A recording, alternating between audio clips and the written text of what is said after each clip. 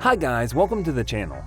The non-fungible token, NFT, market has grown into a major sector of the cryptocurrency industry over 2021, with the total amount spent on purchasing NFTs surpassing $12.6 billion, up from $162.4 million at the start of the year. And while a vast majority of NFTs are created, bought, and sold using Ethereum, high gas fees can make the process incredibly expensive. Data from Rarible Analytics estimates minting a single NFT on Ethereum costs around $98.69 in gas fees, while minting NFT collections will put you out of pocket about $900 on average. To make up for these costs, many investors and creators simply try to offload their NFTs on secondary marketplaces, such as OpenSea, and bank a profit.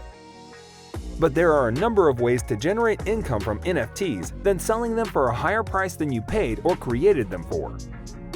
Well, in today's video, we will be telling you some of the coolest and easy ways to earning a passive income with NFTs for beginner. Without further ado, let's begin. What are NFTs? For those unfamiliar with the concept of NFTs, think of them as tradable digital receipts stored on a publicly distributed database called a blockchain that everyone can see and independently verify at all times. The digital receipts contain unique information that can be used to prove who the sole owners of certain items are, whether they be tangible or intangible. It's worth noting, however, that NFTs do not store the digital item they represent. Instead, they simply point to the file's location, which exists somewhere else on the internet. Because no two items represented by NFTs are ever the same, it means NFTs cannot be traded in the same way you can trade one Bitcoin for another. This is why they're called non-fungible tokens. Ways to generate passive income from NFTs. Rent out NFTs. One way you can earn passive income is to rent out your NFTs, particularly those in high demand. For instance, some card trading games allow players to borrow NFT cards to boost their chances of winning. As expected, the terms governing the deal between the two parties involved are governed by smart contracts. Therefore, NFT users usually have the freedom to set their preferred duration of a rental agreement and the lease rate for their NFT. A leading example of a platform that allows users to rent or lend NFTs is ReNFT. This allows lenders to set maximum borrowing periods and set daily rates, which currently range between 0.002 and 2 wrapped Ethereum (WETH) on average. WETH is the ERC20 version of Ethereum's native cryptocurrency, Ether (ETH). 1. NFT royalties. The underlying technology powering NFTs allows creators to set terms that impose royalty fees whenever their NFTs change hands on the secondary market. In other words, the creator can receive passive income even after selling their creation to collectors. With this, they can earn a share of the sales price of the NFTs in question indefinitely. For example, if the royalty for a digital artwork is set at 10%, the original creator will receive 10% of the total sales price each time their artwork is resold to a new owner. Note that creators often set these predetermined percentages while minting the NFTs. Moreover, smart contracts, self-executing computer programs that enforce contractual agreements, govern the entire process involved in distributing royalties. This means as a creator, you do not need to enforce your royalty terms or track payments manually, as the process is fully automated. 2. Stake NFTs. One of the benefits of the marriage between NFTs and decentralized finance (DeFi) protocols is the possibility of staking NFTs. Staking refers to the process of depositing or locking away digital assets into a DeFi protocol smart contract to generate a yield. While some platforms support a wide range of NFTs, others require you to purchase native NFTs in order to earn staking token rewards, also usually denominated in the platform's native utility token. In some cases, part of the rewards distributed to the stakers is denominated in governance tokens. Such protocols empower these token holders with voting rights over the future development of their ecosystem. more often than not, it is possible to reinvest coins earned from staking NFTs into other yield-generating protocols.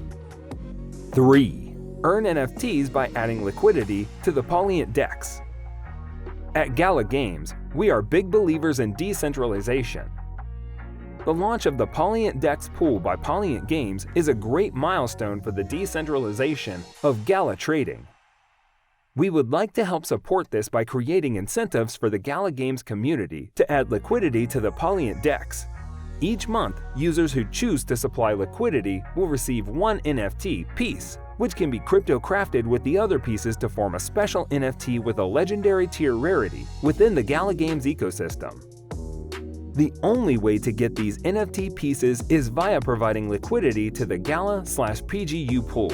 They will not be for sale in the Gala Games store.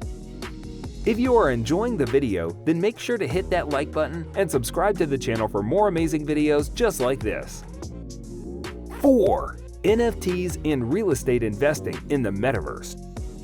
Virtual landowners. As mentioned, one way people are using NFTs in the metaverse is to buy virtual land, such as land, a digital piece of real estate in the sandbox. These virtual spaces use NFTs, as opposed to a physical deed, to reflect ownership of specific locations within a virtual world. In the sandbox, land comprises about 300 square feet in the game world. In Decentraland, the size changes to 50 square foot land parcels. If users hold enough plots of land, they can combine them to create a single estate. One example of that is The Secrets of Satoshi's Tea Garden, an estate on Decentraland made up of 64 separate plots of land. It sold for 1.3 million mana in 2019, about $80,000, because of its size and location. The land is completely surrounded by digital roads, making it convenient to access. In 2021, the Metaverse Group bought an estate in Decentraland for 618,000 mana, which was equivalent to about $3.2 million at the time.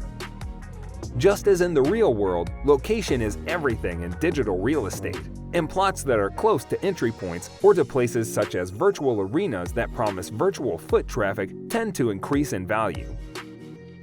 5. Residual dividends.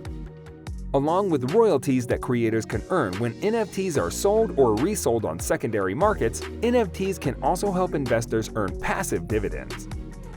One example of this is a segment of a digital Monaco racing track in the F1 Delta Time game that was auctioned off for $222,000 in December 2020.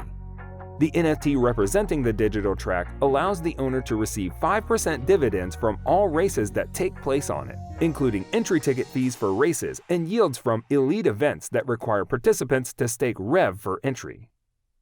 So guys, let me know down in the comments section below, which one of the ways do you like the most? For more interesting content, give this video a thumbs up and don't forget to subscribe to the channel for more awesome content. Have a nice day, and I will see you in the next video.